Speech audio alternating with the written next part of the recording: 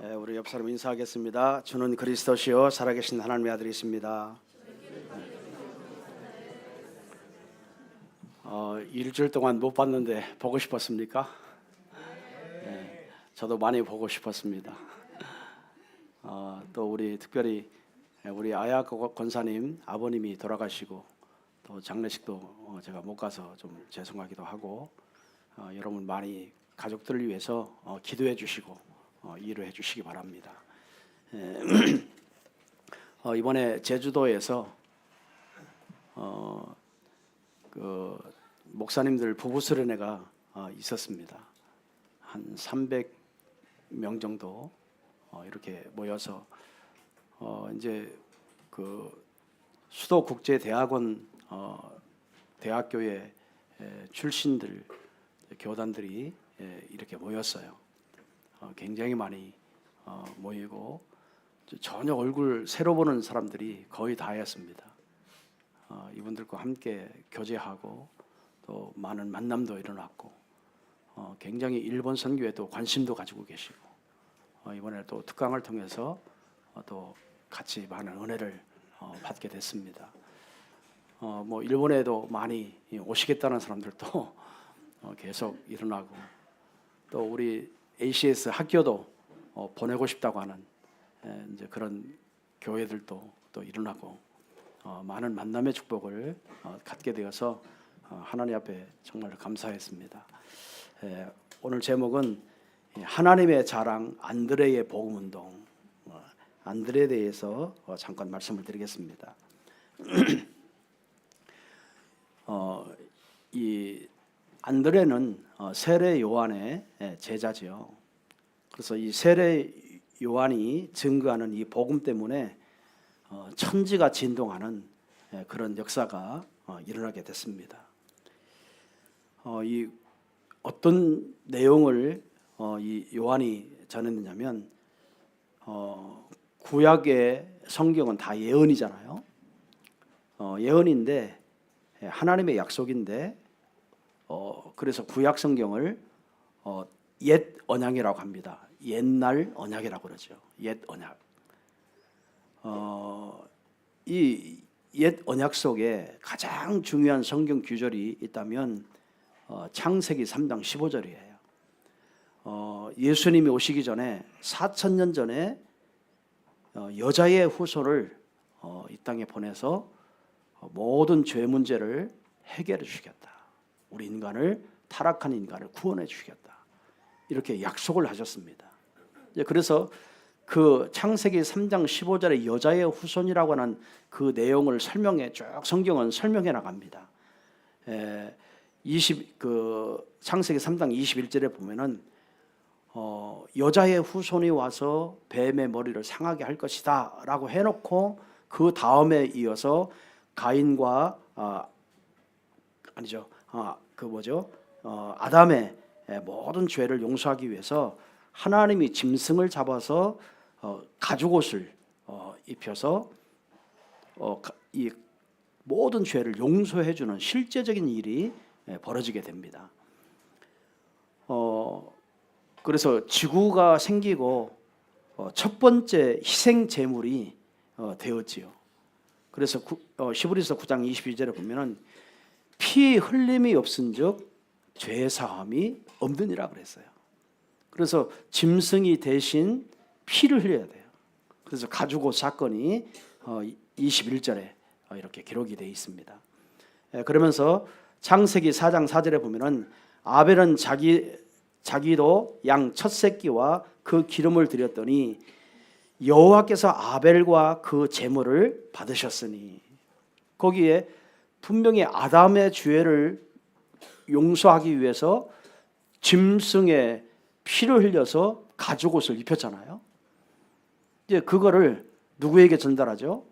이제는 가인과 아벨에게 전달해요. 가인에게 아벨에게 전달을 합니다. 그런데 가인은 그걸 놓쳤고 아벨은 그 양의 첫 새끼를 그 기름으로 드렸더니 여호와께서 아벨의 그 제물을 받으셨다. 자, 이 사건이 또 어떻게 이어집니까?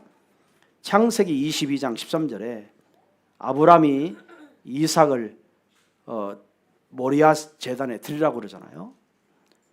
그때 하나님이 이삭 대신에 수양을 준비합니다. 수양을 준비해서 이삭을 살려내지요. 오늘 그랬듯이 오늘 이삭 대신에 수양을, 또 우리 대신에 그리스도를 보낸 예표를 하게 된 거예요. 이 예언을 하게 된 겁니다. 그래서 그 모리아 사건은 창세기 22장 13절의 사건은 구약 성경의 십자가의 사건과 마찬가지예요. 이삭 대신에 수양을 이렇게 준비하신 거죠. 자, 그 수양의 그 피. 그래서 출애굽기 12장 21절에서 23절에 보면은 하나님이 복음이 없어진 400년의 시간에 노예의 생활 속에 모세를 통해서 양의 피를 문설주에 발라라. 그러면 모든 재앙이 다 넘어갈 것이다 라고 약속을 합니다. 자, 예수님이 오시기 전에 1400년 전에 모세를 통해서 이 엄청난 이 양의 피의 사건을 이렇게 말씀을 하세요. 그런데 그 말씀이 신약에 와서 성취합니다. 그래서 신약 성경은 새 언약이라고 그러죠. 구약 성경은 옛 언약, 신약 성경은 새 언약. 또 구약 성경은 그림자. 또 신약 성경은 이 실제로 오신 실체죠, 실체로 오셨습니다. 자, 이 비밀을 아는 세례 요한이 요한복음 1장 29절에 보라, 세상 죄를 지고 가는 하나님의 어린 양이라고 이렇게 선포를 합니다. 자, 예수님이 지금 이제 실체로 오셨다는 거예요. 세상의 죄를 지고 가는 창세기 3장의 모든 저주와 재앙의 문제를 해결할 그 분이 실체로 오셨다라고 말씀을 합니다. 자, 거기 보면 자기에게 나오심을 보고 그랬어요. 여러분, 세례 요한이요, 예수님이 자기에게 오심을 보고라고 고백을 합니다. 여러분, 그 당시에 요한만 예수님을 봤겠어요? 많은 사람들이 예수님을 봤어요. 근데 요한이 보는 예수님과 그냥 많은 백성이 예수님을 보는 눈과 전혀 다릅니다. 요한이 보는 눈은 구약의 저 어린 양의 피로 오실 그 예수님으로 보게 된 거예요. 그 구약의 예언한 대로 그분이 오실 것을, 그분이 직접 오신 것을 보게 된 거예요. 그런데 많은 백성들은요, 그 예수님을 못 봐요.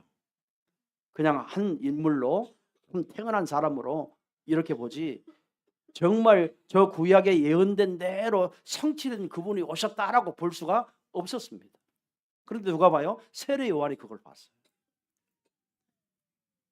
여러분, 오늘 많은 사람들이요, 예수님을 자꾸 귀로만 듣습니다. 예수님은 이런 인물이다, 그 인물로만 압니다. 많은 사람들이 예수님을 나의 구주라고 하는 실체로 체험하지 못해요. 보지 못해요. 그래서 사람들이 신앙생활을 자기 각기대로, 자기 생각대로 하는 겁니다. 여러분, 세례 요한은요, 예수님께서 자기에게 오는 것을 보았다라고 그랬어요. 어떤 으로 왔어요? 저분이 세상 죄를 지고 가는 하나님의 어린 양이다라고 본 거예요. 오늘 저분이 메시아가 그리스도로 오신 것을 보게 된 거예요. 예언한 대로 그분이 오셔서 십자가의 모든 것을 해결할 자로 오실 것을 오신 분이라는 사실을 보게 된 거예요. 오늘 이 예수를 만나야 저와 여러분이요 진짜 구원받을 수 있는 겁니다. 이 예수를 만나야 우리의 모든 죄 문제가 해결되는 거예요. 모든 저주와 재앙 문제가 해결되어지는 거예요. 많은 사람들이 예수님 봤어요. 뭐 예수님 왜 못 봤겠어요? 그 수많은 백성들이 예수님 다 봤지요. 그런데 구약에 예언된 그분을 보지 못했어요. 그래서 구원이 이루어지지 못하는 거예요.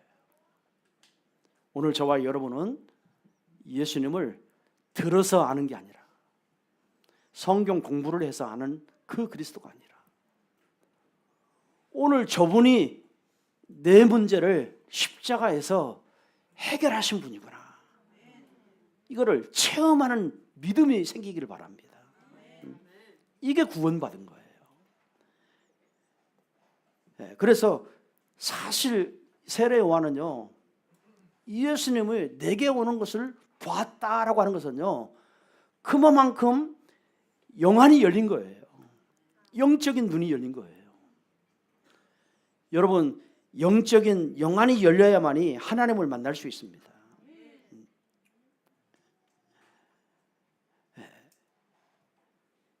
거기서 그랬죠. 예수께서 자기에게 나오심을 보고 구약에 예언된 그분임을 자기가 보게 된 거예요.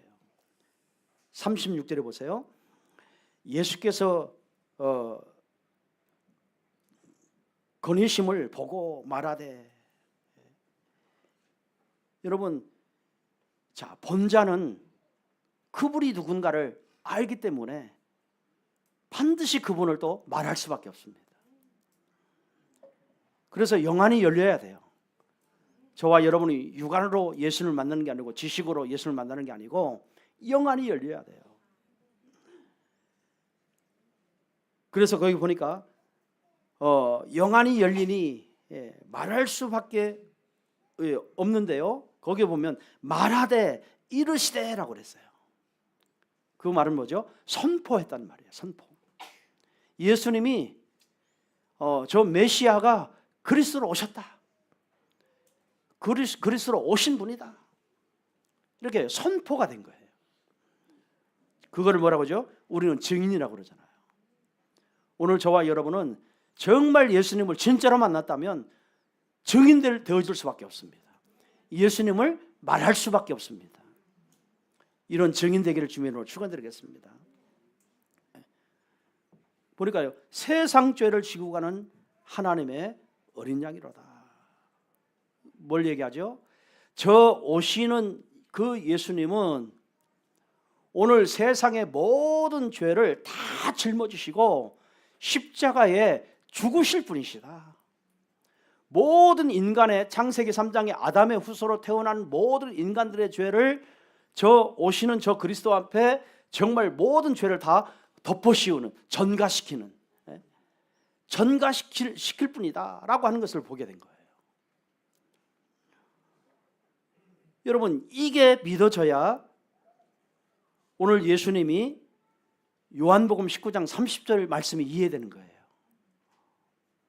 십자가에서 운명하시면서 내가 다 이루었다, 다 끝냈다, 이 말이 이해가 되지는 거예요. 여러분 저와 여러분의 모든 과거, 현재, 미래의 모든 죄까지 예수님의 십자가에 다 전가시킨 줄 믿으시기 바랍니다. 세례 요한은요 그거를 목격한 거예요. 그 예수님을 만나게 된 거예요. 오늘 저와 여러분이 정말 전도하고요 선교하고 우리 다음 세대 살리고 여러분 이 일본 땅을 살리려면 오늘 이 예수님을 만나야 되는 겁니다. 그냥 성경에 가르쳐주고 목사님이 설교하고 하니까는 그냥 예수님 십자가에 죽으셨다 뭐 그걸로 그 정도로 알아가지고 안 돼요.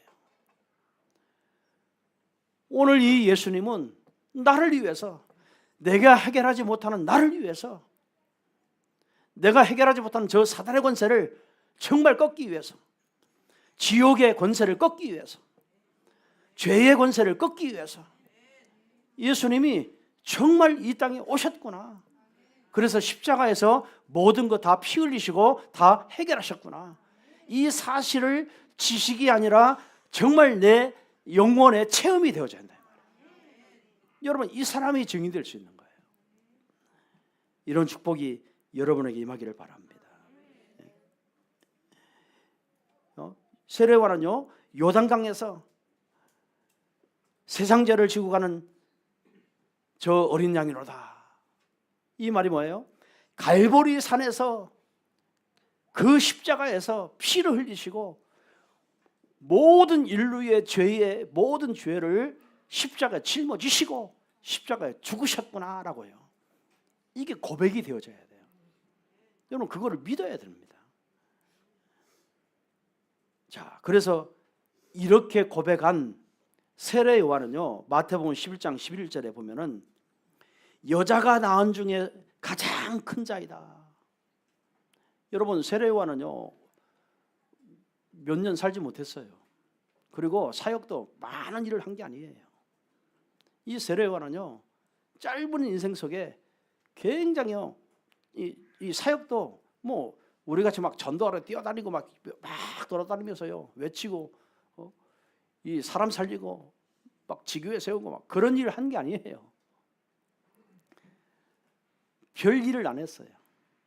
그런데 왜 예수님은 세례 요한에게 여자 중에서 난 자 중에 가장 큰 자라고 얘기했을까요?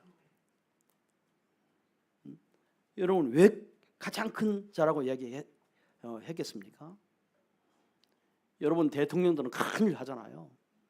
대기업의 그 회장들은요, 막 전 세계에 큰 업적을 남기고 막 많은 일을 하잖아요. 그런데 그런 사람들이 그렇게 많이 있는데도 하나님은 여자 중에 큰 사람이다라고 하지 않았어요. 그런데 별 일을 안 하고 별 말을 안 했는데 세례 요한을 향해서 여자 중에서 낳은 자 중에 가장 큰 자라고 왜 그랬을까요? 그거는 바로요, 세례 요한은 영적으로 예수님이 구속사를 이루실, 구원의 사역을 이루실 그분임을 보고 그분임을 인정하고 그분임을 증거했기 때문에 그렇습니다. 그래서 세상에서 가장 여자 중에 난 중에 큰 자라고 얘기한 거예요. 대단한, 굉장한 거잖아요. 세례 요한은요, 예수님보다 6개월 전에 먼저 태어나서 먼저 예수님의 길을 예비하고 저 구약에 예언한 정말 십자가에 죽으실 그 메시아가 그리스도로 오셨다. 이분이 모든 죄를 다 짊어지고 십자가에 죽으실 분이시다. 이거를 얘기했는데요, 하나님은 세례 요한에게 여자 중에 가장 큰 자다, 이렇게 고백을 한 거예요. 무슨 말이죠? 오늘 저와 여러분도요, 예수님이 이 땅에 왜 오셨는가? 왜 모든 사람이 예수님을 왜 만나야 되는가? 만나서 어떻게 되는가? 다 구속사적인 구원의 길을 이야기하고 구원받는 길을 이야기하고 저주와 재앙에서 빠져나오는 길을 이야기하고 죄에서 해방받는 길을 얘기해주고 계속 이 이야기 해줄 때 하나님이 여러분을 보실 때는요, 정말 이 지구상에서 가장 큰 자로 보신다 이 말이에요. 그런 축복을 누리시길 바랍니다. 우리가 많은 업적을 남기고 많은 일을 해야 되고 그런 게 아니에요.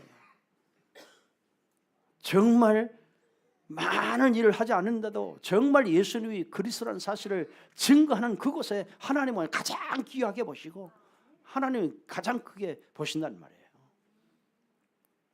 이런 축복이 여러분에게 임하기를 바랍니다.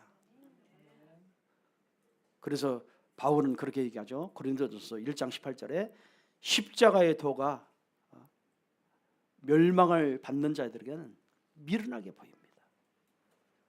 그러나 정말 십자가의 도가 구원받은 우리에게는 능력이 됨이니라. 정말 세례요한은요, 예수님이 구원의 길이라는 것을 그거 한마디 해줬는데, 여자가 낳은 중에 가장 큰 자라고 예수님을 칭찬하신 거예요. 오늘 바로 예수님이 그리스도라는 사실을 증거하는 증인 되시길 바랍니다. 네. 이번에 한국에서 이제 많은 목사님들 만나서 버스 안에서 대화를 하는데요, 그 대화가 뭐냐? 목회가 안 된다는 거예요. 전도가 안 된다는 거예요. 힘들어 죽겠다는 거예요. 우리 교회 한 사람이 있는데 이 교회로 가는 거, 그것 때문에 서로 싸우고. 왜? 현장에 전도가 안 된다는 거예요. 이런 고민과 이런 갈등과 이래서 너무 이 교회도 제대로 이게 안 되니까 자기들은 선교를 눈을 못 떴다는 거예요. 정말 불신자 현장을 어떻게 살려야 할지 모르겠다는 거예요. 그런 이야기를 버스 안에서 막 계속 그런 이야기를 해요. 야, 어쩌면 일본과 한국과 똑같아. 너무 똑같아요. 우리 교회는 이제 그 외국의 다민족이 이렇게 왔는데, 이 이슬람권이고 모슬림권이고 그 아이들이 오니까 그 아이들을 어떻게 복음으로 가르쳐서 다음 세대를 키워야 할지 모르겠다는 거예요. 그래서요, 오히려 저 사람들이 자기 나라에 있으면 더 신앙생활 하기가 너무 어렵고 복음 듣기가 너무 어려울 텐데, 하나님이 목사님 교회 지역에 저런 다민족을 보내주지 않았느냐. 왜? 자기 나라에서 듣지 못했던 이 복음을 이제는 외국에 가서, 한국이라는 나라에서 그 지역에서 목사님을 통해서 복음 듣게 하시려고 보낸 거 아니냐. 그랬더니 눈이 커지더라고요. 아, 맞네요 그래요. 너무 자기 지역에만 있으면요 안 보여요. 어려운 거밖에 안 보여요. 힘들고 괴롭고 너무 안 된다는 그 눌림의 이야기밖에 안 보여요. 그러니까 가서 이 일본의 우리 교회가 이렇게 성장해서 이런 오는 얘기 하니까는요 다 기절을 하는 거예요. 계속 만나서 그런 얘기 해줍니다. 우리가 불신자를 어떻게 구원할까, 복음의 내용을 알고 있다는 것은 이건 어마어마한 축복입니다. 엄청난 축복입니다. 여러분들은요 많은 사람들을 살릴 수 있는 무기를 다 가지고 있는 사람들이에요. 안전해서 그렇지 전화기만 하면 막 기적이 일어난다니까. 한국도요 지금 난리가 아니에요. 목사님들마다 이제 자녀들도, 자기 목사님들 자녀들도 목회자의 길로 가는 사람이 거의 없대요. 거의 가라게도 안 간대요. 또 교회도 안 나온대. 목사님들 고백이에요. 야, 제가 간증했죠. 우리 제 자식 둘이 있는데 둘이 다 목사라고 하니까 어떻게 선교제에서 어떻게 그럴 수 있냐고. 우리는 될 수 있는데 가지 말라고 했는데 자기들이 본인들이 가기로 했다고 막 더 놀래요. 신 목사님은 성공했네요. 그래. 성공했지요. 막 이런 고백을 하고 목사님 뭐라고 얘기하느냐면, 요즘 아이들은 아예 교회에 나올 생각을 안 하는데, 뭐 중직자 자녀들 할 것 없이 뭐 젊은 층들이 교회에 없대요. 나는 일본만 그런 줄 알았거든요. 일본만 그런 줄 알았거든. 일본이 지금 일본의 교단이 심각하고 교회가 심각하고 막 이런 얘기 했더니 선교사님이 그런 소리 하지 마. 지금 한국도 마찬가지라고 하는 거예요. 너무 깜짝 놀랐어요. 야, 시대가 그렇구나. 진짜 말세는 말세구나. 그 목사님 그렇게 고백하더라고요. 예수님 오실 날이 얼마 안 남은 것 같아. 왜? 성도들 자녀들도 아예 교회 나올 생각을 안 하니까. 그러니까 교회가 이런 프로그램 저런 프로그램을 한다고 해서 아이들이 교회 나오는 게 아니고 확실한 복음을 어릴 때 심어 놔야 되는 겁니다. 확실한 복음을 체험시켜 놔야 돼요.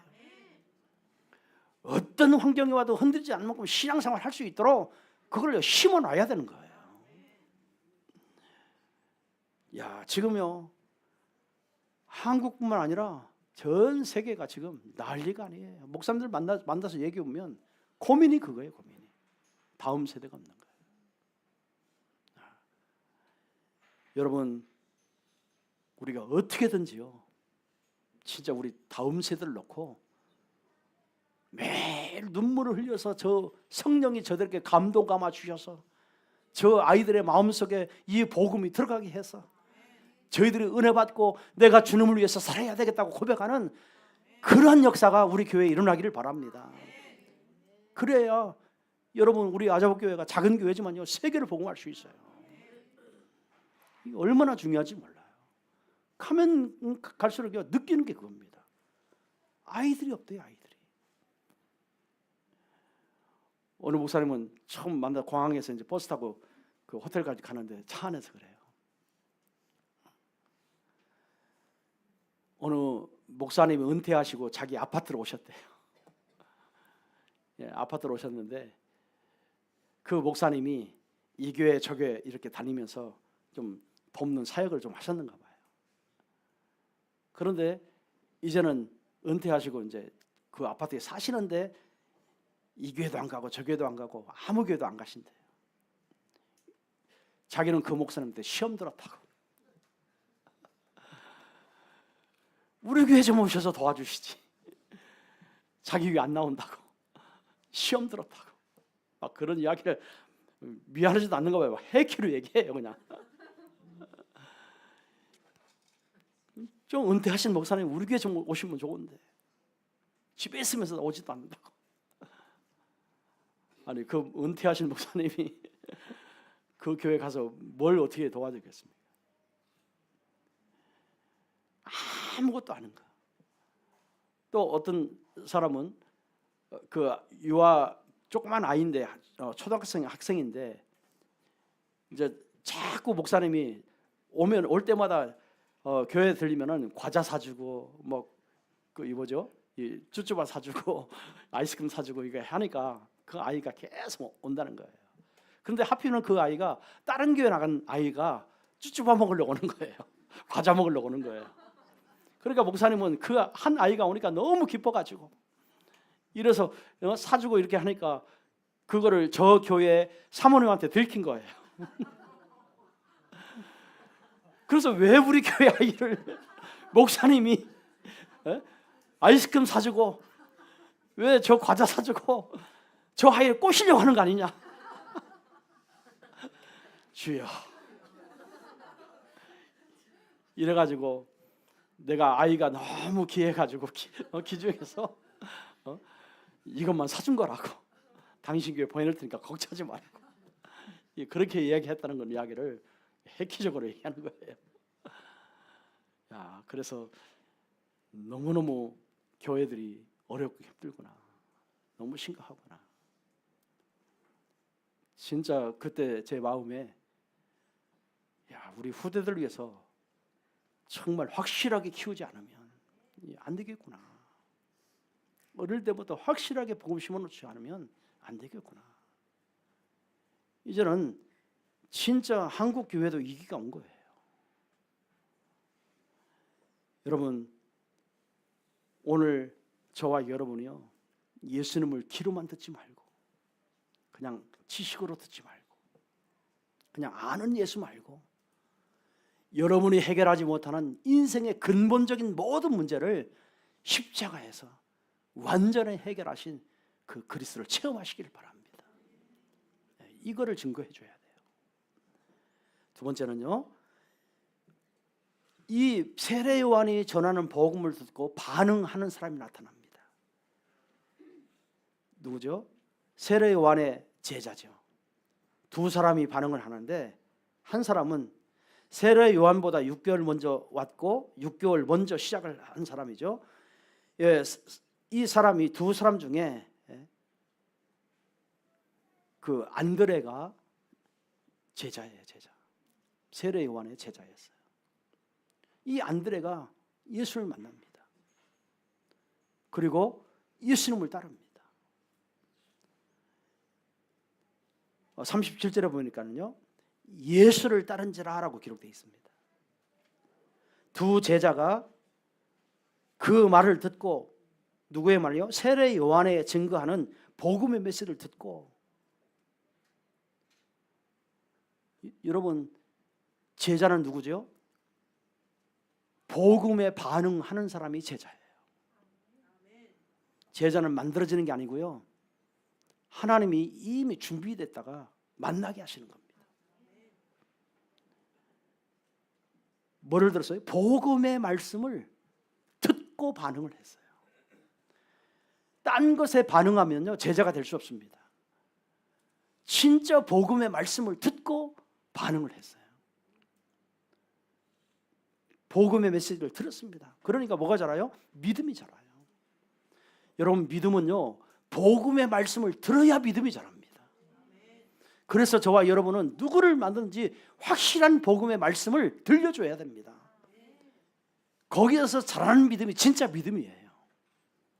다른 말씀을 듣고요, 여러분 신앙생활을 하는 것처럼 보이지만 그렇지 않습니다. 어느 날 무너집니다. 복음의 말씀을 듣고 반응해야 돼요.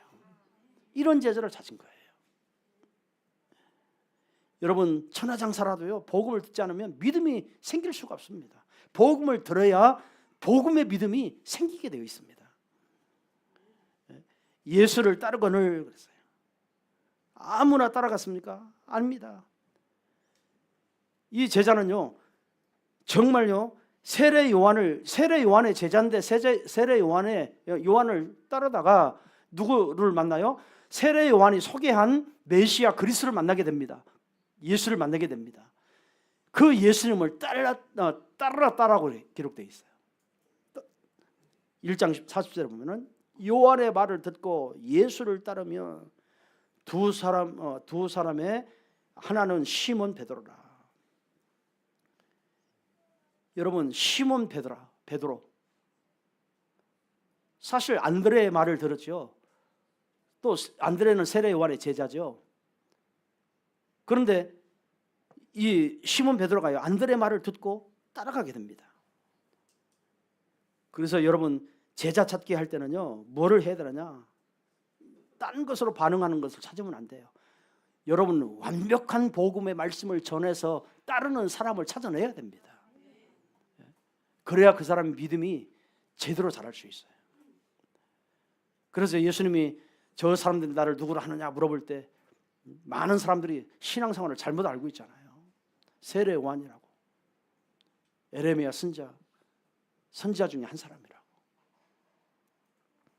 엘리야라고. 여러분, 다 비슷한 것 같지만 틀려요. 복음의 내용이 없습니다.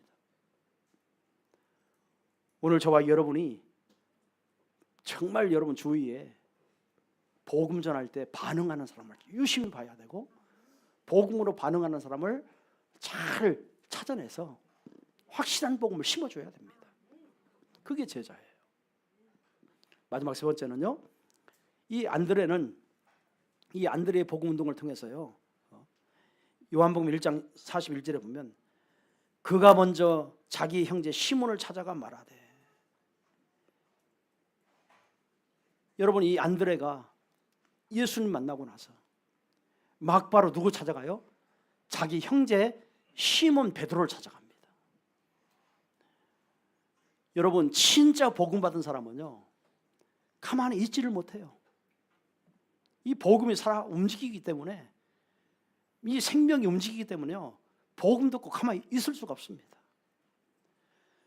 늘 이 복음을 누구에게 전할까? 누가 이 복음 들으면 정말 저 사람 살아날까? 누가 이 복음 들으면 저 사람이 회복되어질까? 치유되어질까?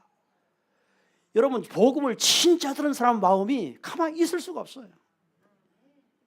전도 대상자가 딱 생각이 나는 거예요. 전도 대상자가 자꾸 드러나는 거예요. 우리 교회가 이런 복음 들으시길 바랍니다.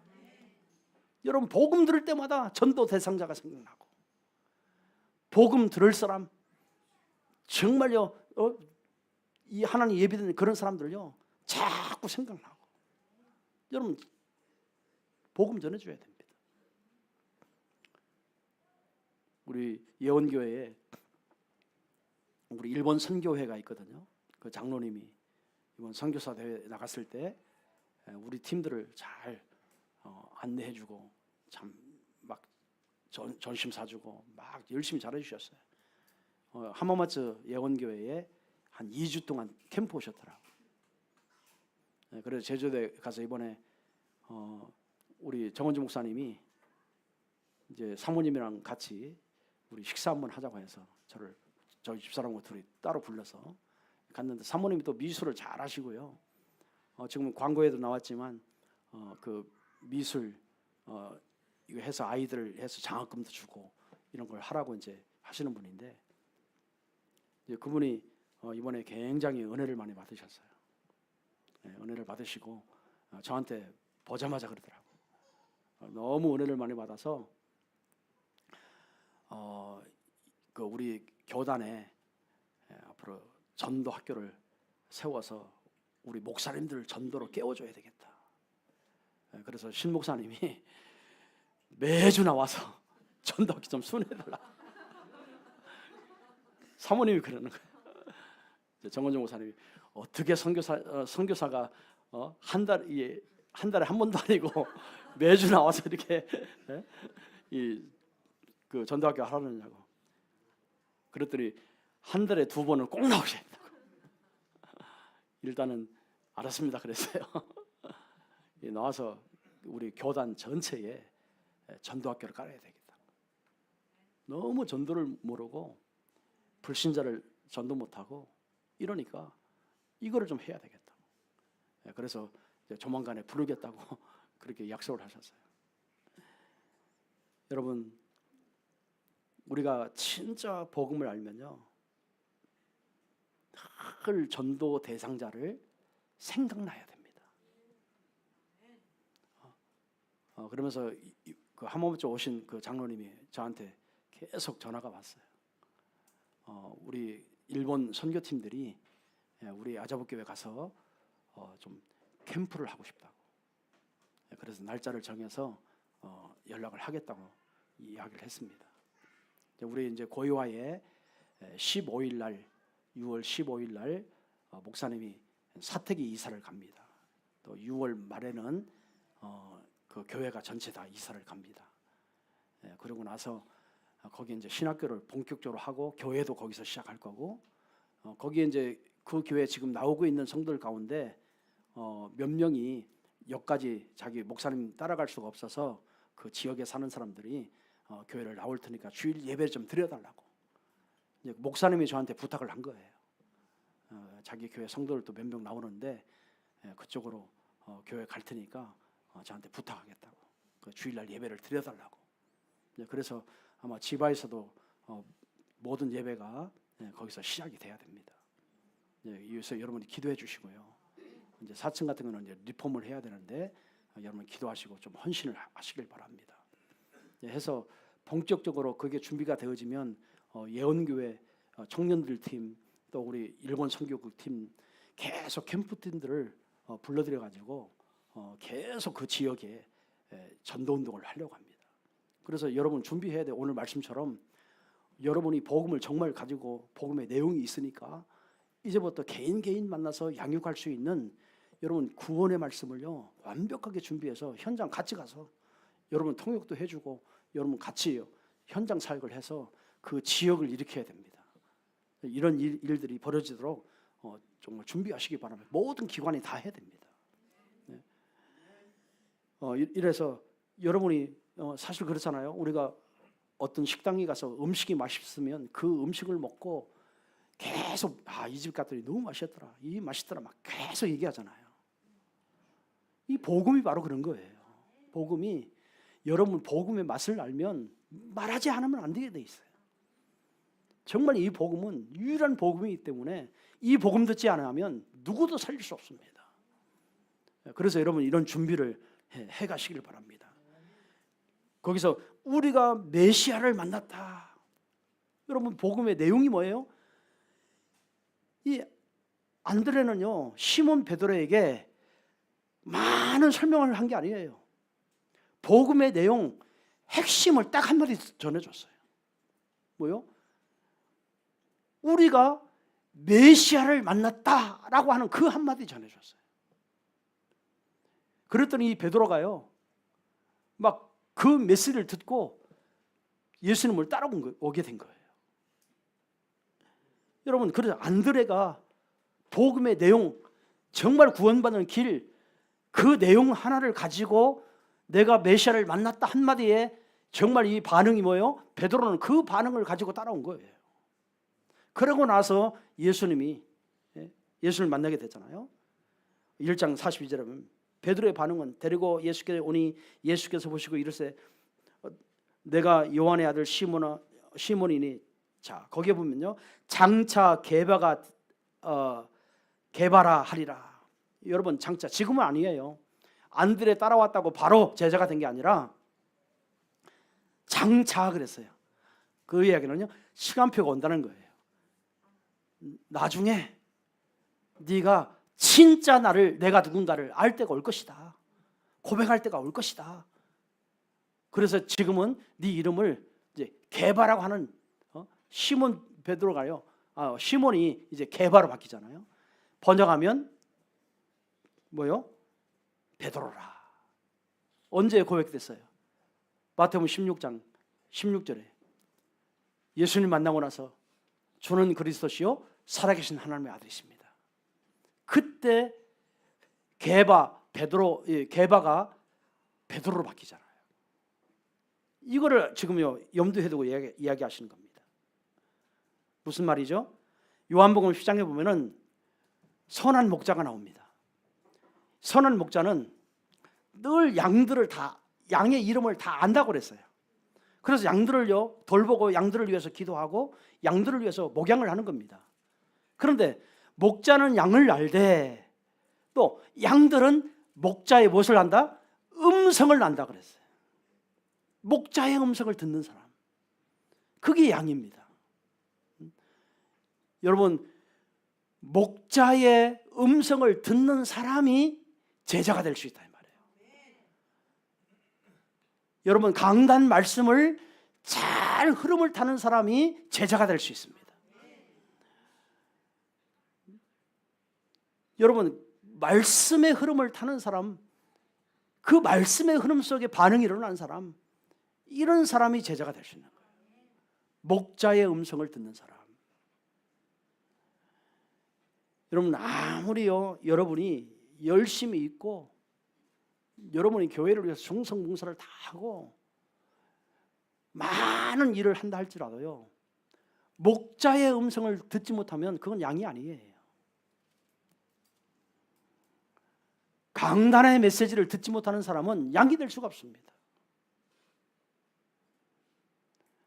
진짜 강단의 메시지를 가지고 여러분이 개인이 살아나야 돼요. 여러분을 만나는 사람을 살려줘야 돼요. 늘 목자의 음성을 듣고 정말로 따르는 그 사람이 진짜 제자입니다. 이런 사람이 제자인 거예요. 왜 그럴까요? 에베소 1장 4절에 그 사람은 하나님이 창세전에 영세전에 택한 사람이기 때문에 그렇습니다. 진짜 하나님이요 창세전에 영세전에 택한 그릇이 있어요. 그 사람은요 복음을 순수하게 받습니다.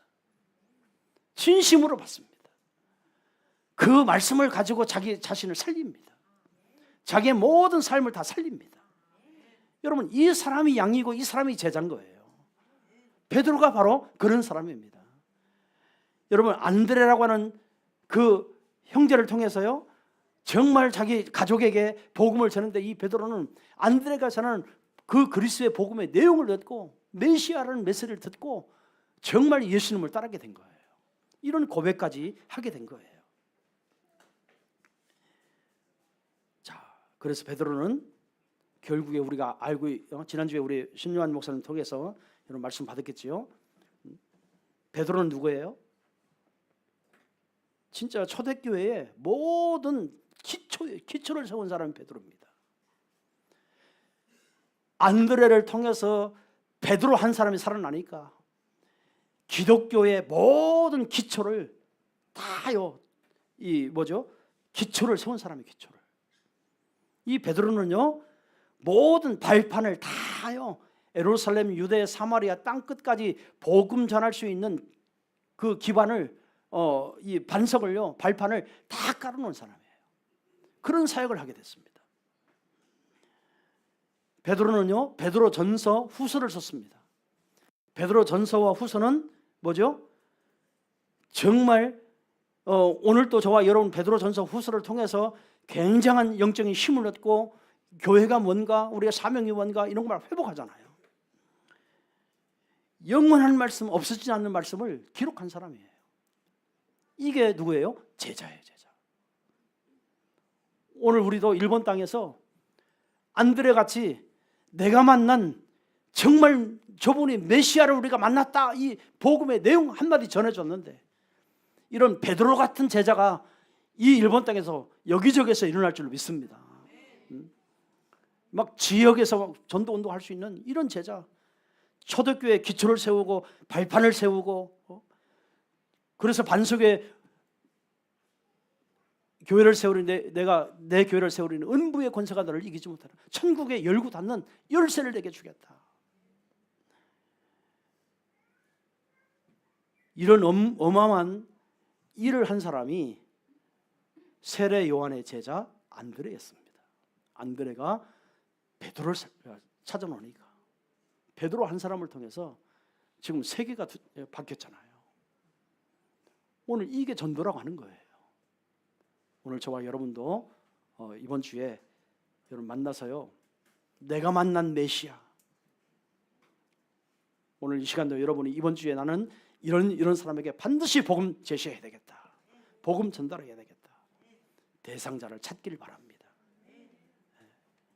그래서 오늘 안드레, 베드로처럼 정말 이런 제자를 통해서 이 일본 땅을 살리는 그런 축복이 임할 줄로 믿습니다. 기도하겠습니다. 하나님 감사합니다. 오늘 귀한 말씀을 통해서 우리에게 안드레의 사역을 또 복음 운동을 할 수 있도록 말씀 주심을 감사합니다. 이번 주에도 우리가 만나는 모든 사람들에게 구원의 길을 설명할 수 있도록 축복하여 주옵소서. 많은 제자를 찾아낼 수 있도록 축복하여 주옵소서. 우리 이제 저 고이와에 있는 교회에서도 하나님 많은 일꾼들을 찾는 그러한 현장이 되어지도록 축복하여 주옵소서. 감사드리며 주 예수 그리스도의 이름으로 기도드립니다. 아멘.